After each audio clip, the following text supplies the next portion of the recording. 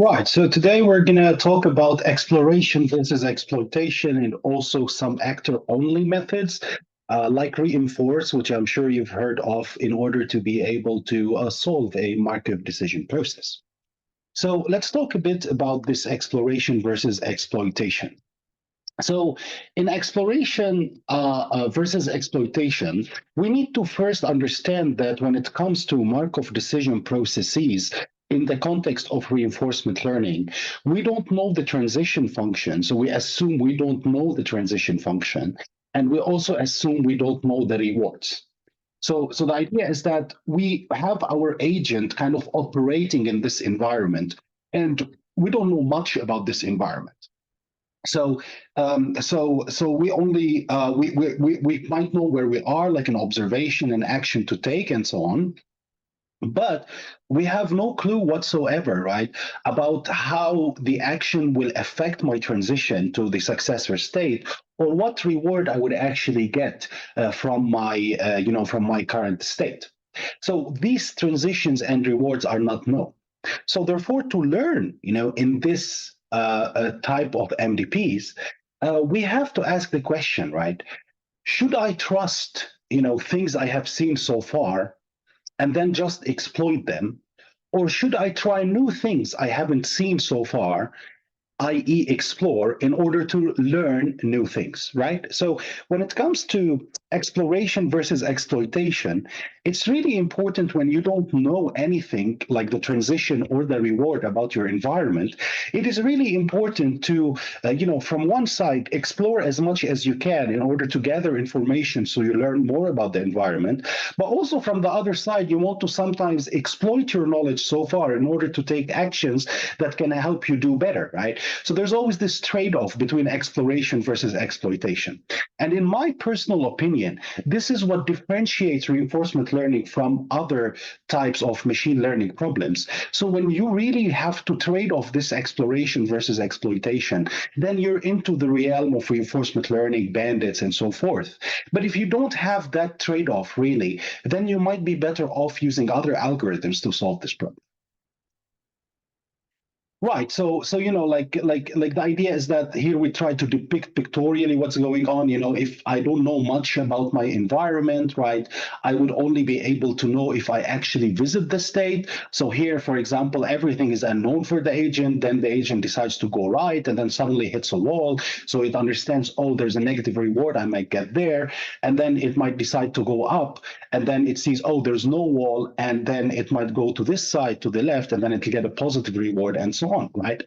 So, in other words, the agent will learn about the environment as it interacts with the environment. We don't make any assumptions about how the environment behaves or how the reward is existing in that environment. So, as you see here, our agent started with all question marks, it didn't know anything. And then it decided to go left, to go right, go up, and go down. And then suddenly, oh, there's a wall, I cannot go to the left. It discovered that as it reached this place. And then it also noticed that oh, if I get here, I will get to a +1 reward. Now, notice that if you remember our example from the previous lectures, the best reward was here, +10.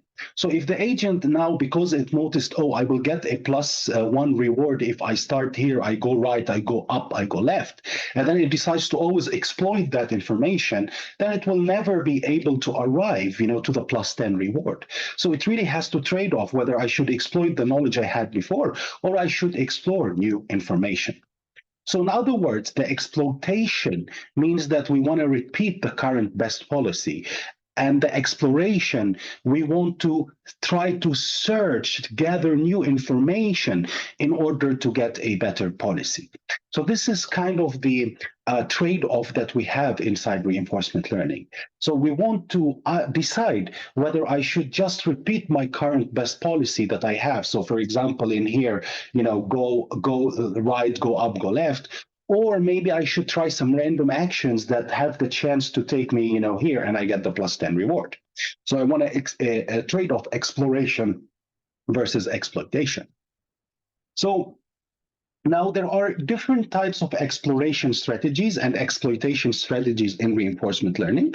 So, for example, if you try to just take random actions uniformly at random in every state, if your policy is just taking a uniformly random action, so you can pick from going right, left, up, or down, then we call this as a pure exploration policy, right? Because you're not really relying on what you've learned or what you've observed in order, to find a better action. You're just randomly choosing your actions. This is kind of like an entropy maximizing policy. It's trying to gather as much information as possible in your environment. And then the other one is pure exploitation. So this is a pure exploration. We're just taking random actions everywhere. And this pure exploitation, where you try to take the max of the best Q you had so far, so argmax of the Q value you had, which is the estimate of the Q value we have been doing of state and action with respect to the action, then what you are doing here is your policy is just fully exploiting the world or the current best policy it has, the current best Q value it has. So this one corresponds to just trusting fully, the Q that you found, while this one is trying to say, well, I'm just going to try to explore as much as I can to gather more information by just taking random actions. So these are examples of a pure exploration policy versus a pure exploitation policy. Now, what is typically adopted is generally a hybrid of these two things. So maybe one of the most famous ones, it's called an epsilon greedy policy or an epsilon greedy trade-off strategy. So the epsilon greedy trade-off strategy, all it is doing is that it's combining the pure exploration strategy with the pure exploitation strategy. And it's trading them off with respect to some parameter epsilon. So depending on this hyperparameter epsilon, it is actually deciding whether you should explore, so take a random action, or whether you should exploit, i.e. trust your policy and maximize your Q value.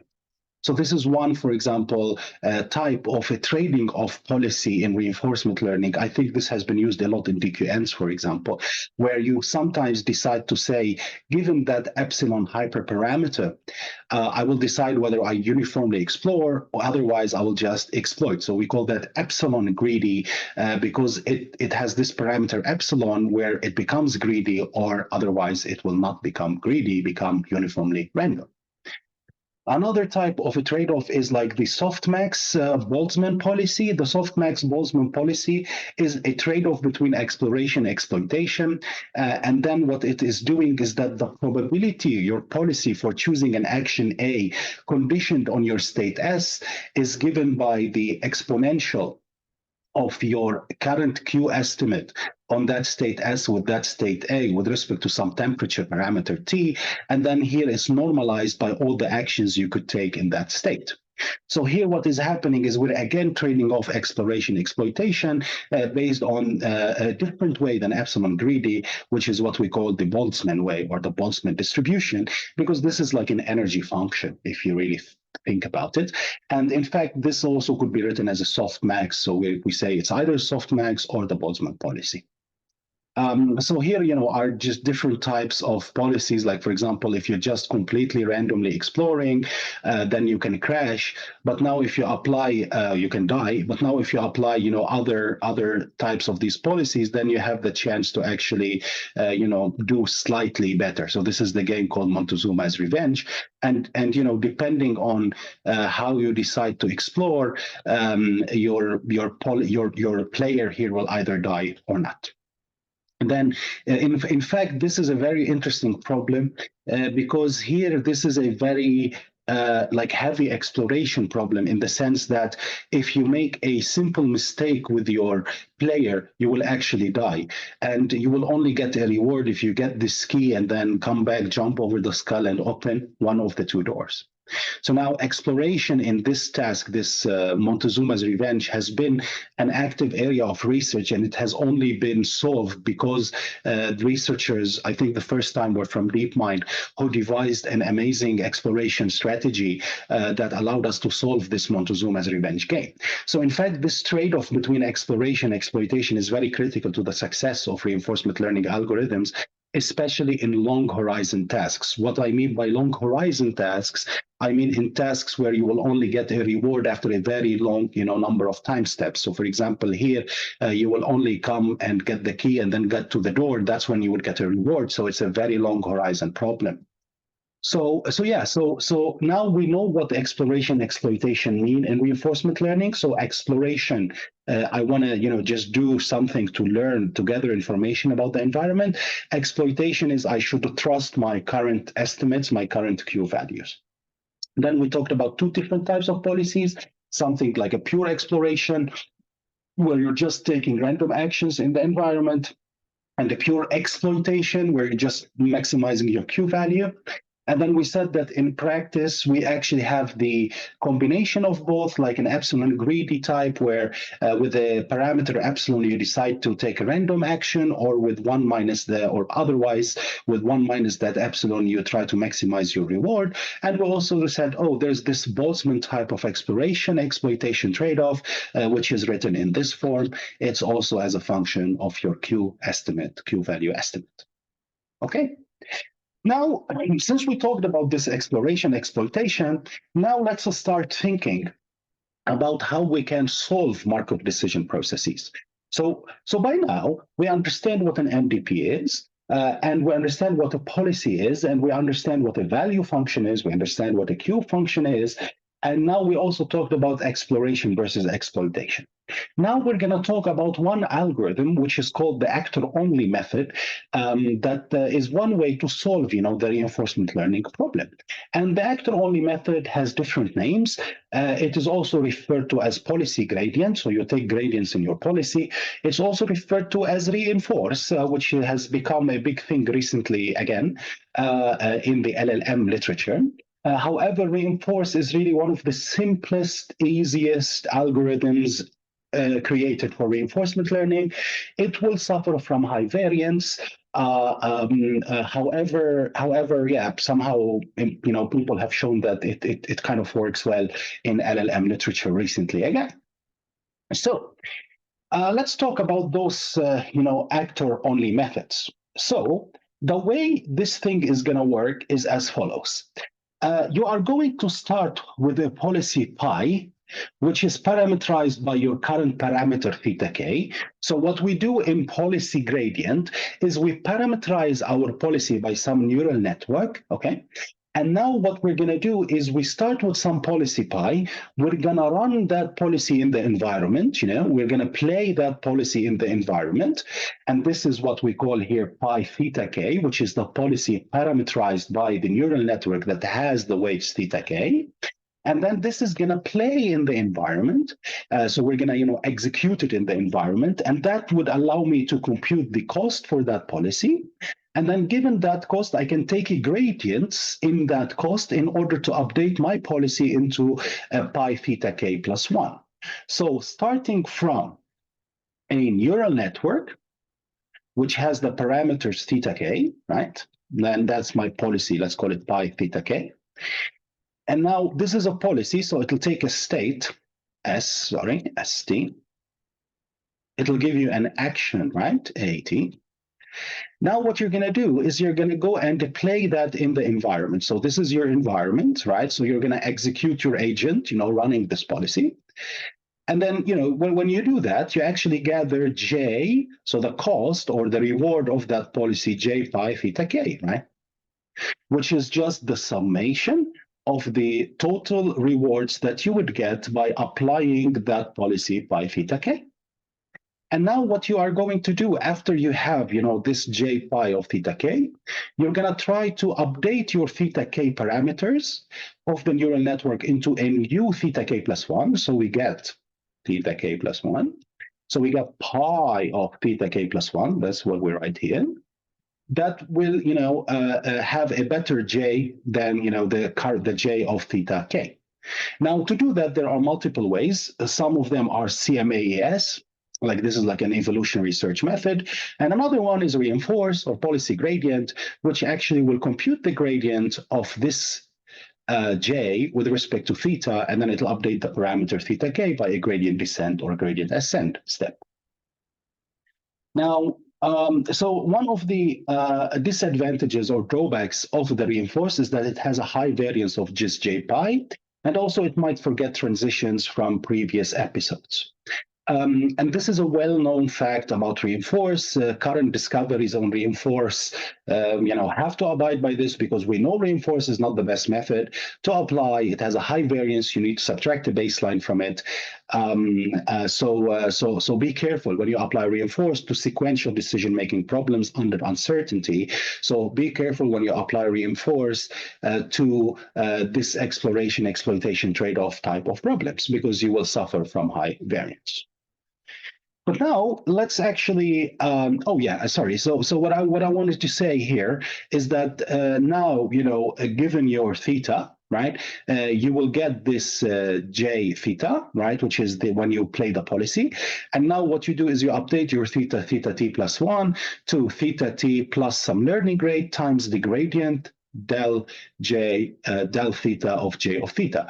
So in reality, all I am doing is that I'm just simply executing a gradient step, in my theta with respect to the j of theta that I will get. And then I repeat this process over and over again until I arrive to like a stationary point.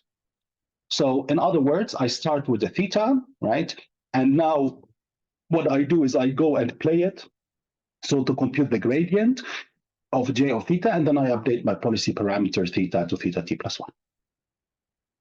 So let's take a clearer example about this to better understand, whatever I was talking about.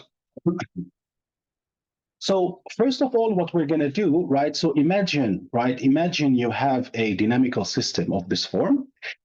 The first thing we're going to do is we're going to parameterize the policy by some neural network, and the weights of this neural network will be the parameters of the policy that I need to take gradient with respect to them.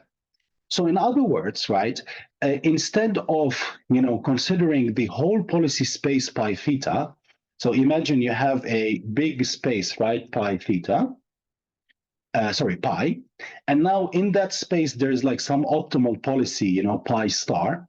What we're going to do is we're going to restrict our space and not look over all the possible policies pi, but only over those that are parameterized by this parameter theta, and then look for the optimal parametric policy within this space. So we're not going to just say we're going to look for any policy pi. We're going to say the policy pi is coming from some family of neural networks, and those neural networks, they have the parameter theta.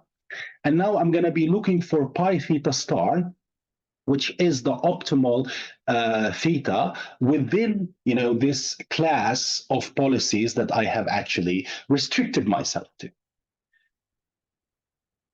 So now is as an example, remember our dynamical system, right? So what we're going to do is now we're going to take the states and we're going to take the actions, and then we're going to make the mapping from the states to the actions be given by this policy pi theta of s given a. So we restrict the space only to search over that space of of policies parameterized by neural networks. So we're going to consider, there are two ways to represent the policy. One is a deterministic way and another is a stochastic way. But in the deterministic way, what we could do is we can have a policy pi, which is a map from state cross Rn to A. So as an example of this, we can say that my action AT, right? So my action AT is this policy pi of ST plus some epsilon noise, where epsilon noise is in this example, we are assuming it's a Gaussian distribution with a mean 0 and a variance sigma. And here we can also consider a stochastic form of the policy, whereby now the policy is not mapping to A, but actually is mapping to the simplex over A, right?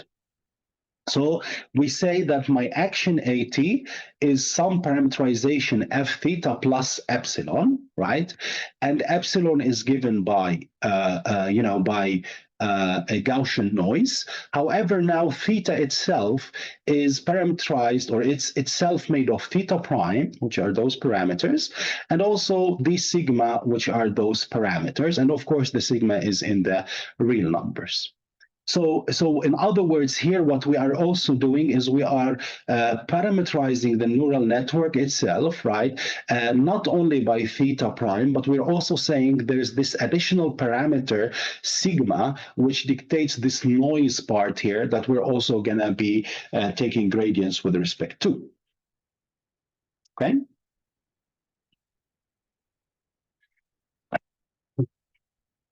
And we can also do things a bit more complex than this, whereby we can say, okay, my action AT, right, is f of theta prime of the state, some function of the state, some deep neural network function of the state, plus the noise.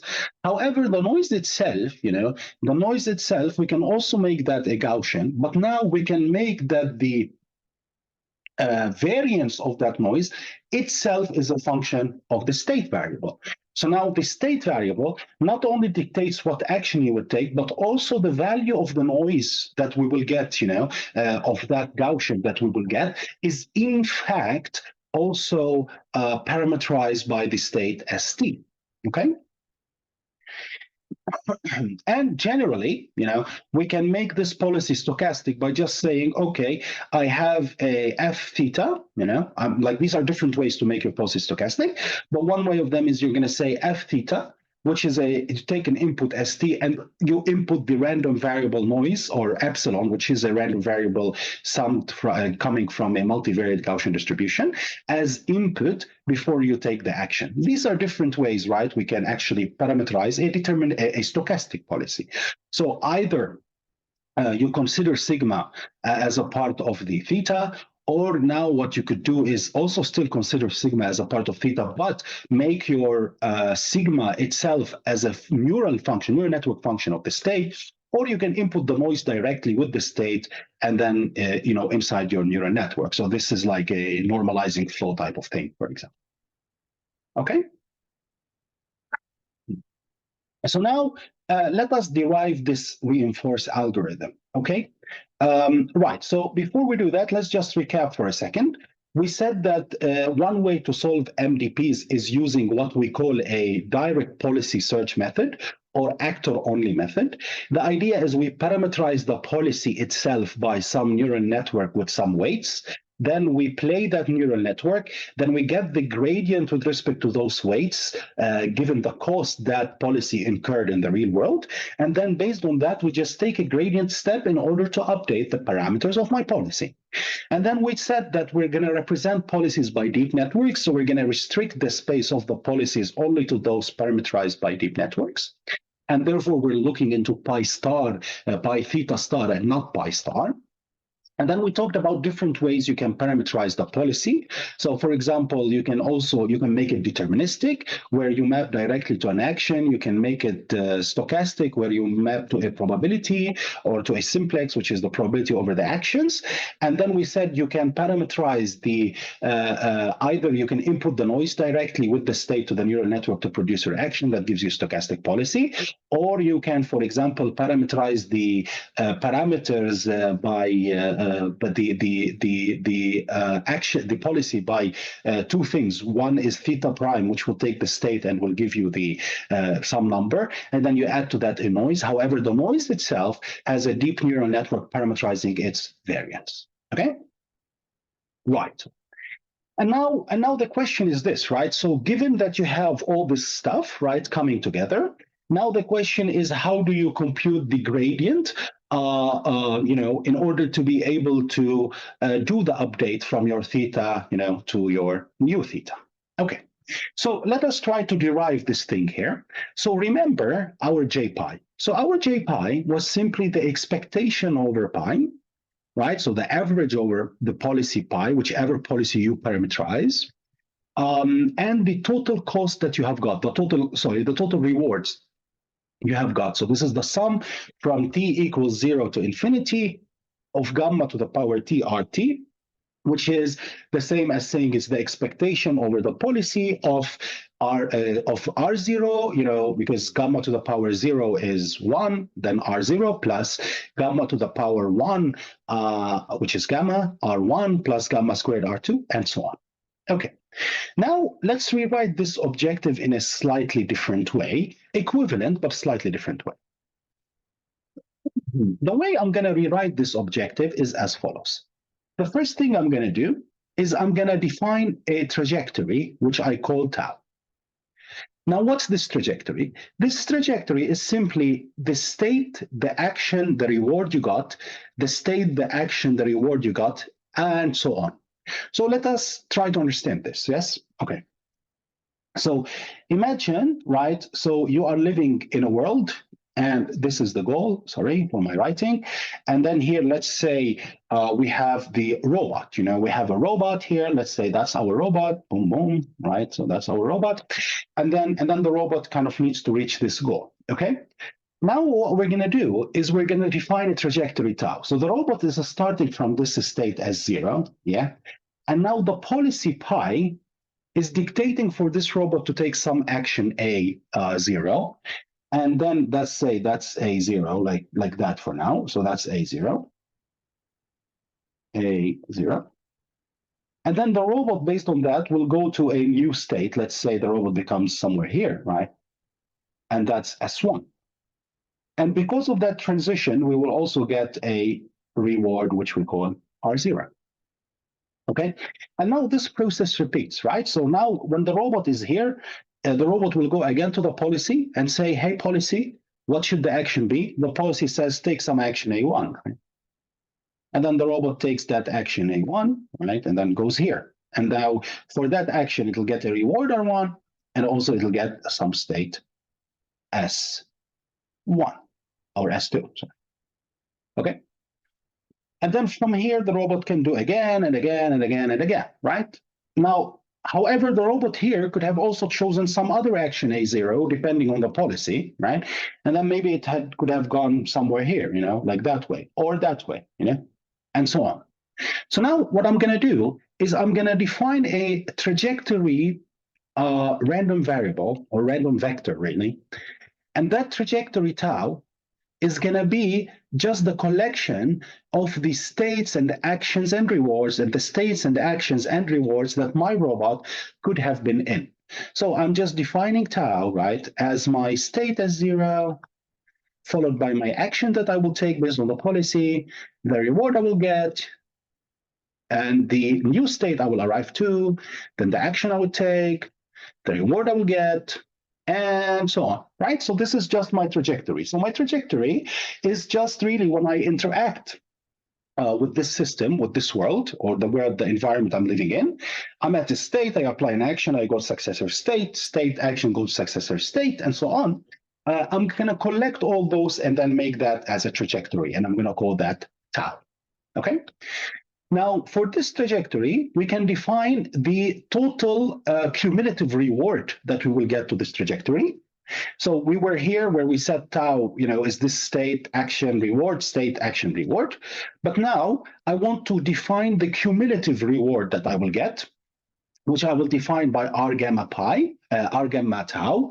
And that is just simply the summation of the discount factor raised to the power t multiplied by the reward that I would have gotten in this trajectory, right? So I just sum those rewards, this reward, and there'll be like some R2 here, then some R3 there, right? And so on, right? Like here you'll have S2, A2, right? R2, and you know, then S3, A3, R3, and so on. And now you're just going to take R0, you're going to take the R1, you're going to take the R2, you're going to take the R3, you're going to take the R4, and so on. And then you're just going to sum them together and multiply by the discount factor gamma raised to the power t. Now notice that with this notation, I can actually rewrite my problem, which is here, as the problem which looks here, which is this one.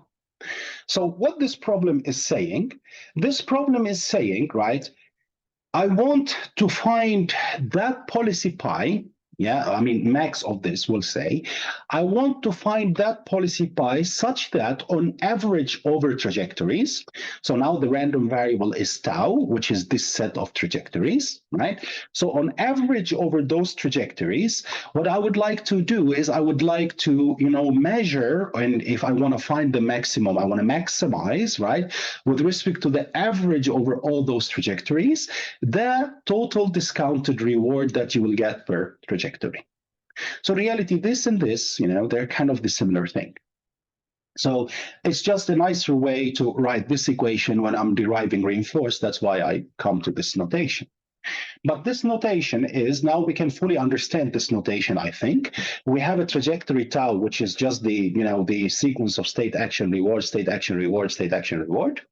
Then I define R gamma of tau, which is the cumulative reward you will get per trajectory tau, which is just the sum of the instantaneous rewards, R0, R1, R2, R3, and so on. And then multiply that by gamma to the power t.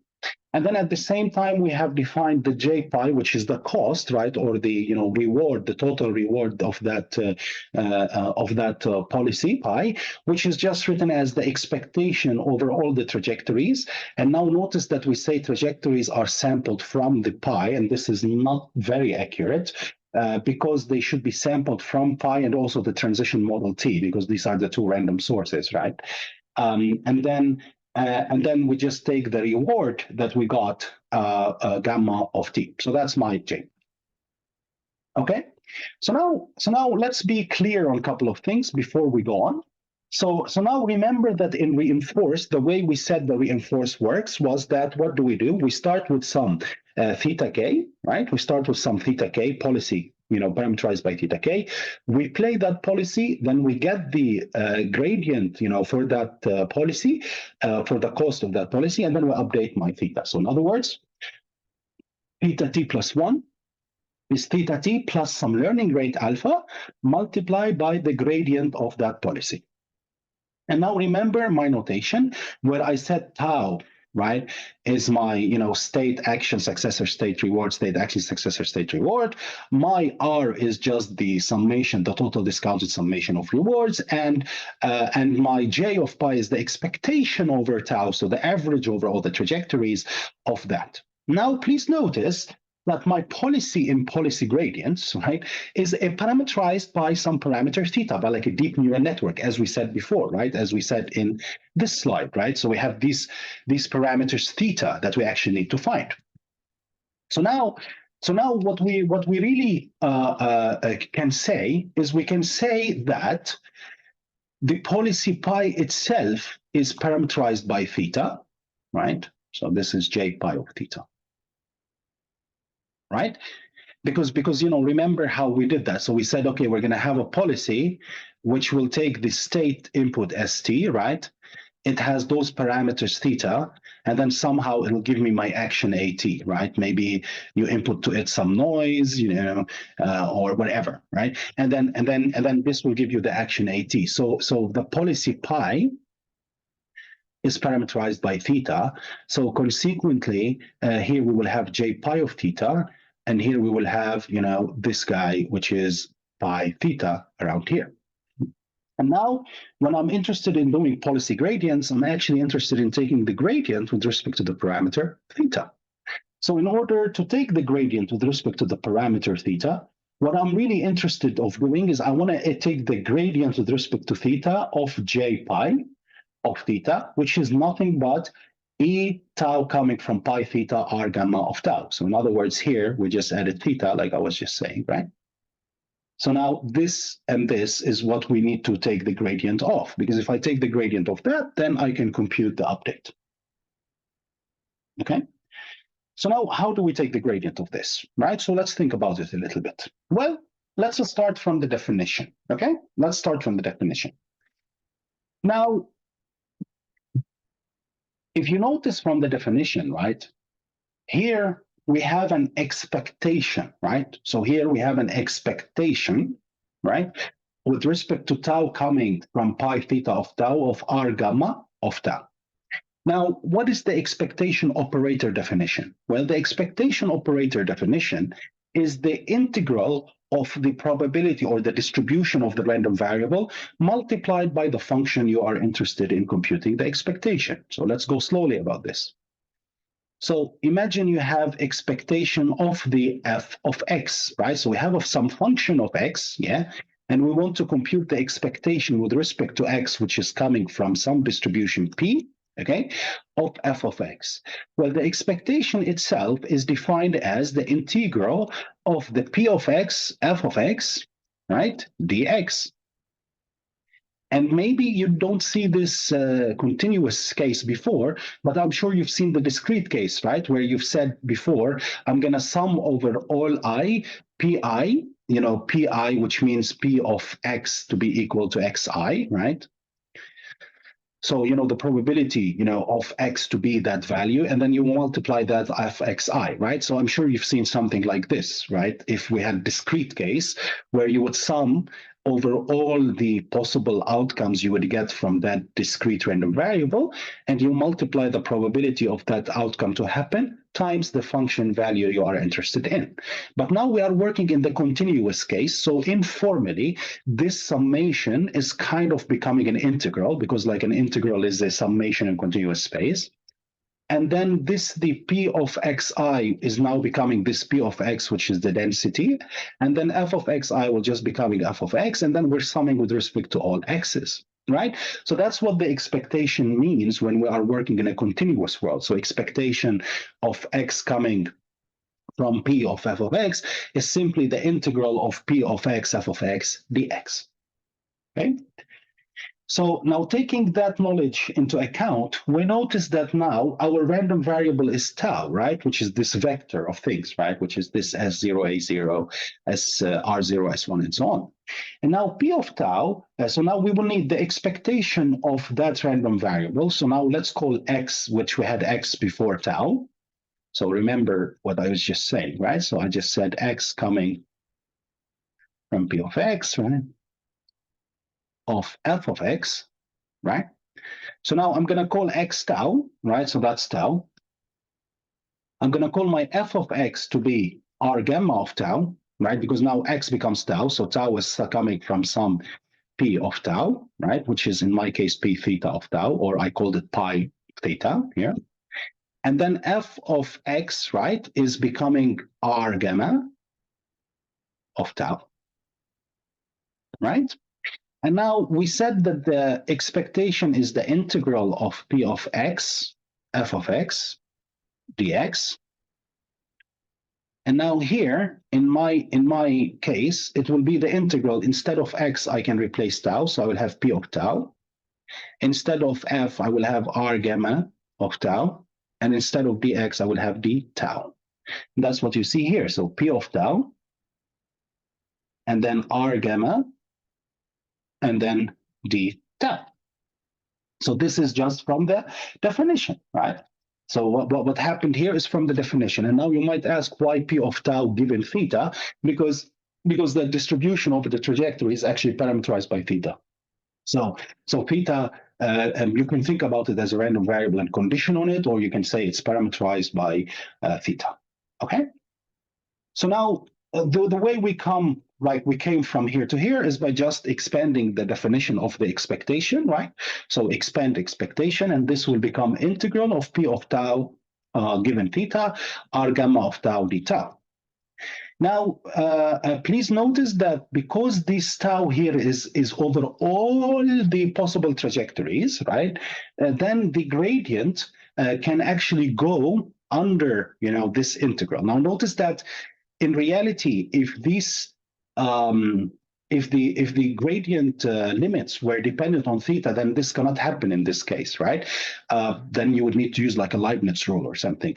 But here we can, because this is over all the possible trajectories tau, so we can just put gradient under, the integral. So we can take the gradient inside. And now you will have the gradient of p of tau r gamma of tau d tau. So all that happened from here to here was that the gradient went inside the integral. And now notice that r gamma of tau is independent of theta, right? And I'm actually computing the gradient, right, with respect to the parameter theta. because our gamma of tau is independent of theta, it's like a constant, right? So this is like the gradient of p tau and some constant, multiplied by d tau. And now the gradient of constant multiplied by what you're interested in is just the constant multiplied by the gradient of what you're interested in. So in other words, the gradient of c f of x, with respect to a variable x is nothing but c times the gradient of f of x. And please notice that for the definitions of the expectations and also for the gradients, you can refer to the math lectures. Both me and Rasul, we actually describe those in greater details, of course, in the context of linear algebra and probability. And here's just an application of those into, the field of reinforcement learning. So don't miss these other lectures. I think they're really crucial. But now what happens is that you will take the gradient, right? And then you notice that this is a constant multiplied by p, tau.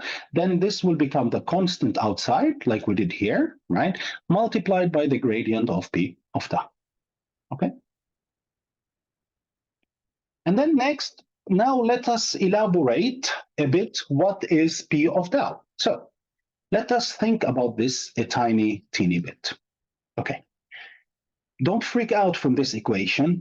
I will guarantee you that we will understand it very, very effectively, okay? So let us try to understand this equation. What was tau, right? Remember what was our tau. Now let's say, we have some length L for my tau.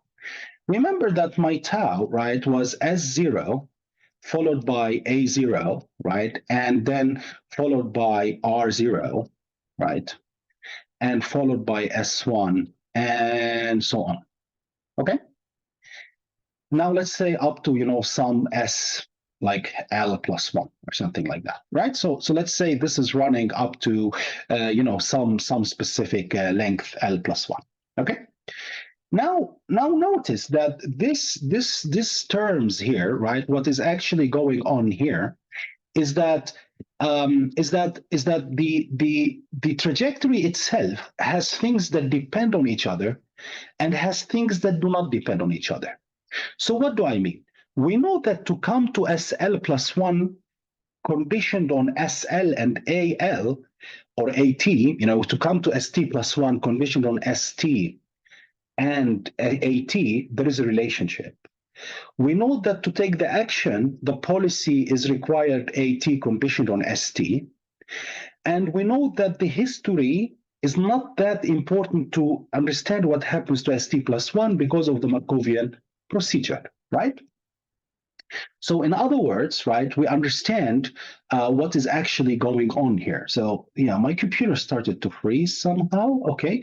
But the idea is that imagine this is my trajectory. So I have S0, A0, R0, S1, up to some SL, right? Let's even say it SL, not SL plus 1, okay?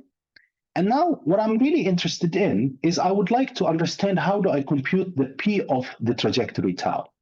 So I really want to compute the P of S0, A0, right?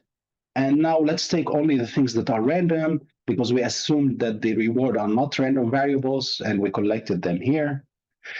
And then we are interested in P S0, A0, S1, A1, right? And then S2, A2, and so on up to, some ST, okay? Right.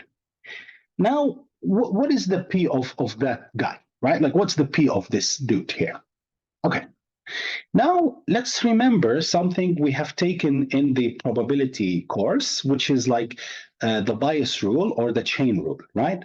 The chain rule will say that, you can factor this distribution, right? So how can you factor this distribution? Well, if you have P of A and B, right?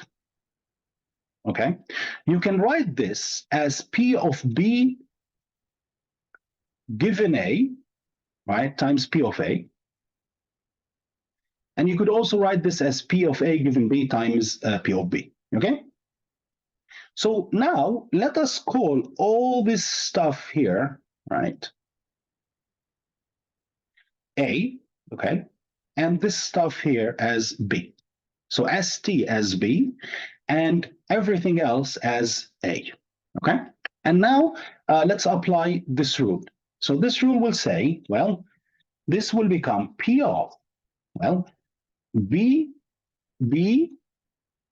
conditioned on A, so ST conditioned on A, which is, S0, A0, then you got S1, A1, and so on, right?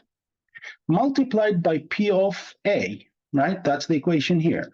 So what is P of A? It's P of all those monsters here. So it's P of S0, A0, S1, A1, and so on, right? Okay. Now, so how did I go from here to here, right? We fully understand how I went from here to here, right? I just applied this chain rule, right? So I said I'm going to call the last term as B, and I'm going to call everything else as this A, and I'm going to apply this rule. I'm going to say it's P of B given A, so it's B of B given A, multiplied by P of A, which is this term here, which is the P of all those things there, okay? Now notice that, what about this term? Well, this is the density, of becoming in a state ST, conditioned that you were at state S0 and applied action A0, and then went to state A1, and then applied an action A1, and then went to state S2 and applied an action A2, and so forth. Well, we know from Markovian property that the history does not actually matter, right? We know that this term here is nothing but, it's just that it is ST, right, conditioned on the previous state ST minus 1 and the previous action AT minus 1. We know that, right? Because it's a Markovian process. So all the history doesn't really matter to dictate what happens to ST. We only care for ST minus 1, and we only care for AT minus 1. So consequently, all this monstrous term here would actually allow us to rewrite it in this way there, okay? Right. And now, what about this term here, right? So what about P of S0, A0, S1, A1, ... Okay, so let us just recap a bit and try to write it in a nicer way, right? So remember, we were interested in P of tau. And then we said that P of tau is just simply this P of S0, A0, S1, A1, and so on. And now you might ask me, where's R0 and R1? Well, notice that I got rid of them because they're not stochastic in my example, right? So they will happen for sure. So there's no probability for R1 to exist. It just will exist. And then I said this runs for, like some S big T, right? Okay.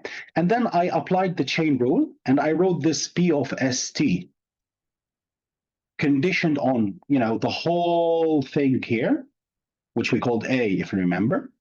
But then we said, well, because we have a Markovian property, this is nothing but ST minus 1 and AT minus 1, right? AT minus 1, okay? And then we had this remaining term, right, which was P of, it really will start from AT minus 1, ST minus 1, ... up to, S0. So it's like all this stuff here, this, including these dots, they will end at ST minus 1. Right. Now we said this comes from the Markovian property. What about this? Well, for this, we can apply the same idea, right? What we're going to do now is we're going to further use the chain rule in order to condition this distribution. So when it comes to the chain rule, right, I can rewrite this as P of AT minus 1 conditioned on ST minus 1 and everything else. So ST minus 1 and everything else. Remember, P of A and B. We can write that as P of B given A times P of A. And that's what I'm applying here. So in my example, I call this B, I condition on this whole thing as A. But now notice, because my policy is Markovian, so the action only depends on the previous state, or at minus 1 depends on st minus 1, then all the remaining history goes away as not important, and I'm just left with this. So I have p of at minus 1 given st minus 1, and then multiplied by P of A. Now, what's P of A? Now, P of A is just the remaining part here, right? So it is P of, oopsie, it is P of st minus 1 up to S0, right? So therefore, you have this term, which is the transition, and now suddenly the policy appeared, woohoo. And then multiplied by this P of the remaining things, which you can now factor again and again and again up to S0. And if you do that and continue doing that, you would actually get this equation here. So you would get that the trajectory distribution P of tau will be nothing but T0 S0, so the initial state distribution, multiplied by the policy distribution of taking an action given that you're a state, and then the transition to st plus 1 given the state and an action at. In the comments or in your free time, try to prove this by the same thinking process I just said, whereby what you could do, right, is you could actually think about how you can factorize this distribution using the chain rule, and then have the Markovian assumption appear. Okay. And now notice that we now need to compute the gradient, right, of this. And now here we're going to apply a trick to be able to compute that gradient. Okay. So even before needing, to expand this guy here, ignore this for now, right? Let's say we ignore this. And then we just look at computing this gradient, right? So the gradient of some p, of tau, p theta of tau, right? Like imagine you want to compute this gradient, because that's the gradient we're interested in, okay? Now, in order to compute this gradient, notice that when we expanded the trajectory, right? When we expanded the trajectory, we came to notice, right, that expanding this trajectory would actually lead us to a very weird product, right? Like we had right, so that we had this product, and then this product was actually really complicated to compute the gradient of, right? So we need something that will make our life easier. And now, what's that thing that will make our life easier? Notice that the gradient of a product is very messy to deal with, but the gradient of sum is easier, because the gradient of sum, like Rasul taught us, is the sum of gradients, right? So now what we could do is there a way I can transform the product into a summation, and then I can deal with this gradient in a nicer way? Is there a way I could do that?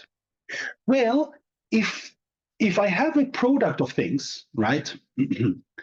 If I have a product of things, like a product over t of something, xt, and then somehow I could introduce the log, the log of the product will become equal to the summation over t of the log of the x's, right?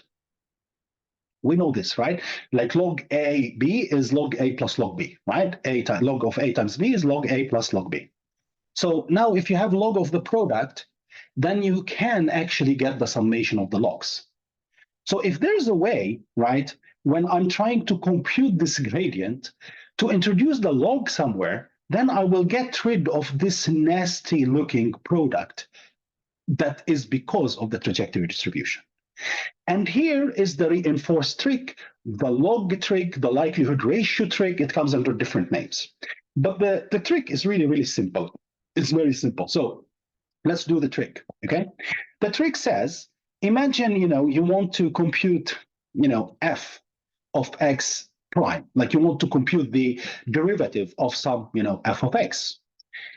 Now, notice that, right, if you compute the derivative, log of f of x, right? If you compute the derivative of log of f of x prime, so take the log and compute the derivative, right?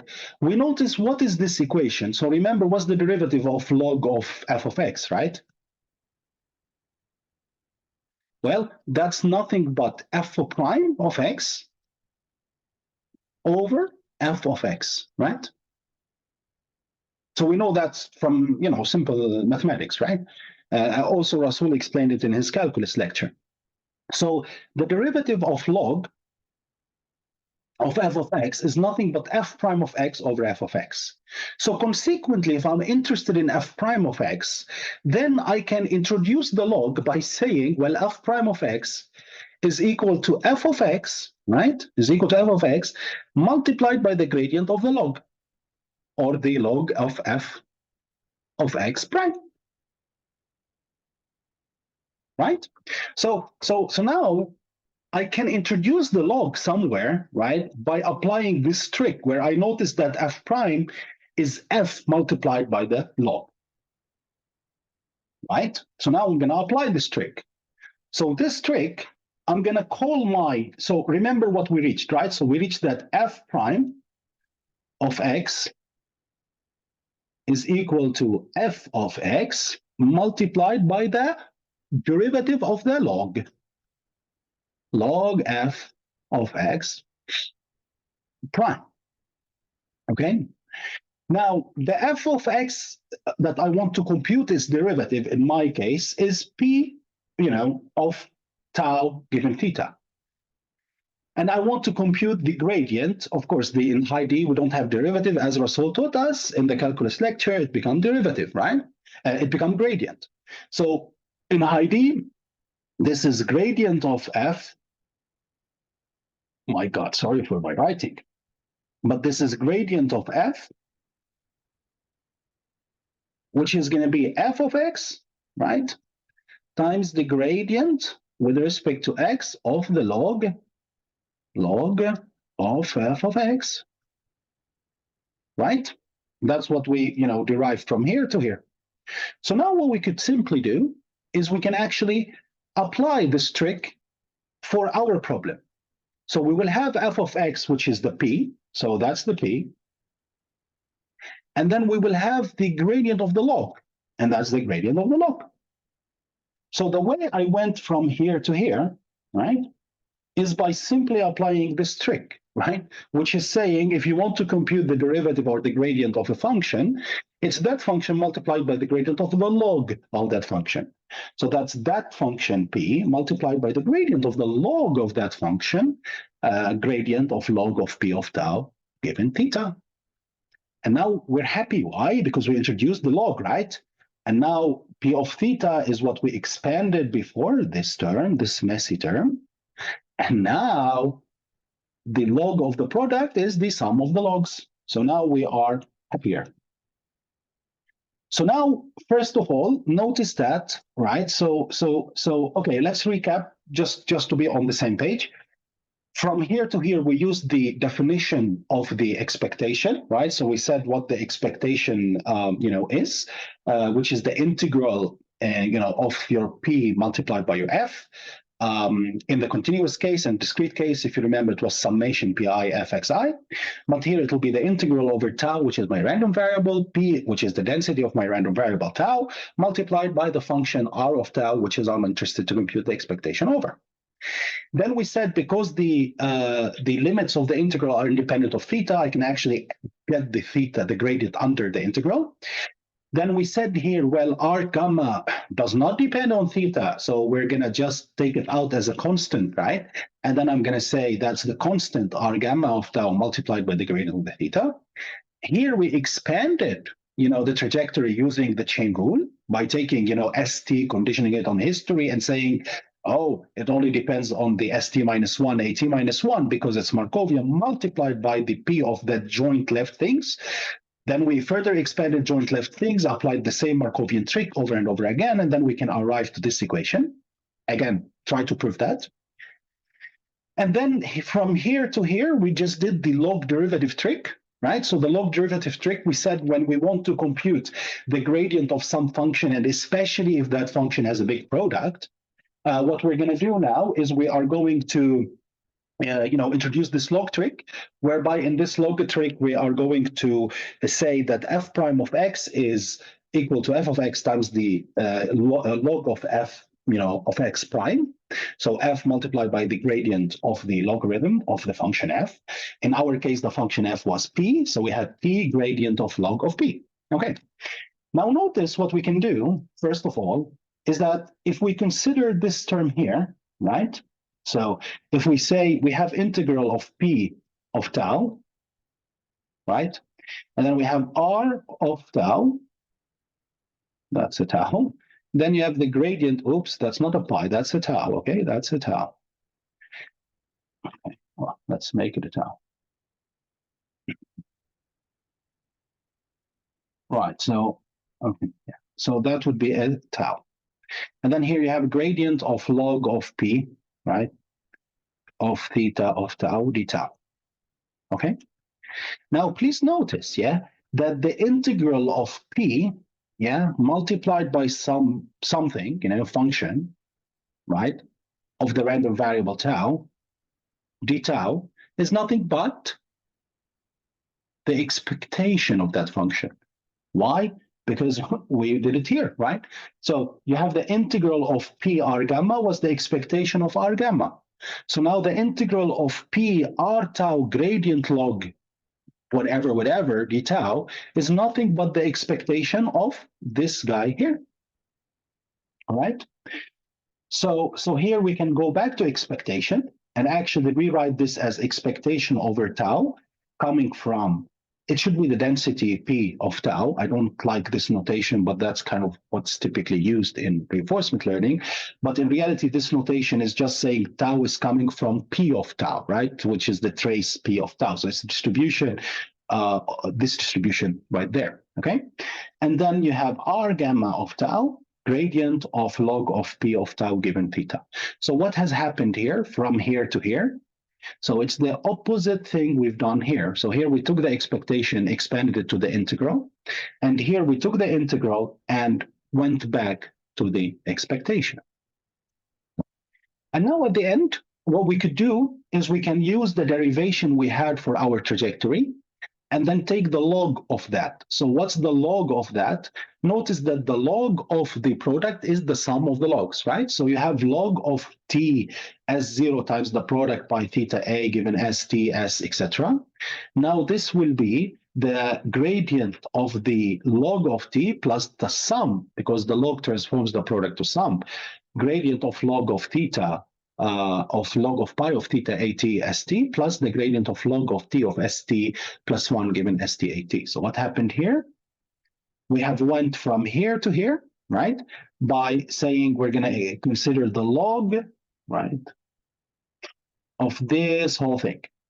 And then we said that the log of this whole thing is the log of t0 plus the summation, log transforms product into sum. So log of t0 plus the summation, right? If the log of the pi a given s plus the log of t of st plus 1 given st at, right? So here what I apply was just the property of the logarithm. And now notice that this term and this term, they are independent of theta. So their gradient will be 0. And that's why we end up with the equation like this, which is expectation of r gamma of the summation of the gradient of log of pi of at given st. And in reality, we cannot actually compute this. We do a Monte Carlo estimate. So you would run your policy multiple times, and then you will compute the reward of the policy, and then you will accumulate over the length of the trajectory your gradient of the log of the policy. Right. So this is where we will end this lecture. Next time, we will talk about other techniques, how to solve Markov decision process. However, let's just recap fast what we have done. We have talked about the policy gradient technique or the reinforced technique, where we said we're going to parameterize a policy and then we're going to compute the gradient. We're going to play this policy in the environment and then compute the gradient of that policy in order to update my parameter theta. This reinforce is again famous, although it has a high variance, so be careful when you apply it. The way we compute the gradient is what we have derived thoroughly in this slide.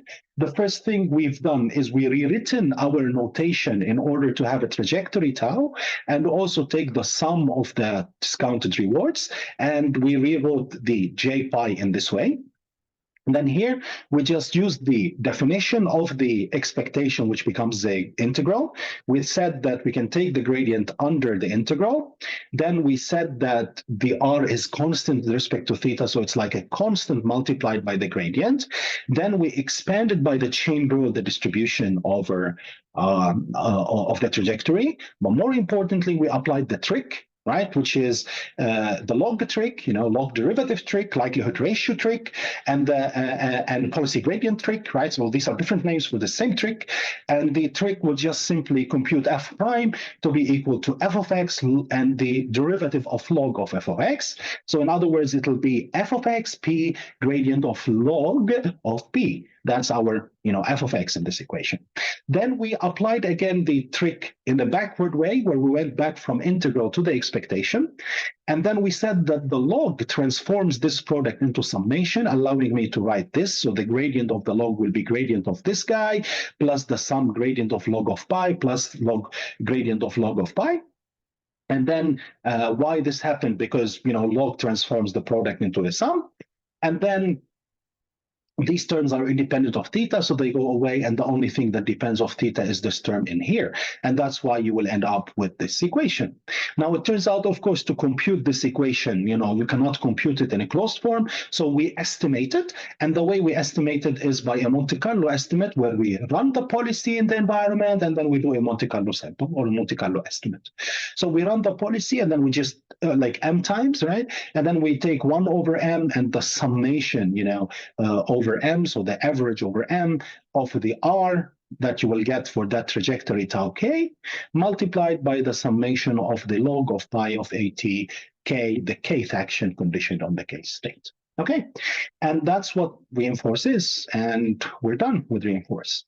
So next time, we're going to be discussing more about different techniques to solve this problem, and maybe more like DQN style of things and so on.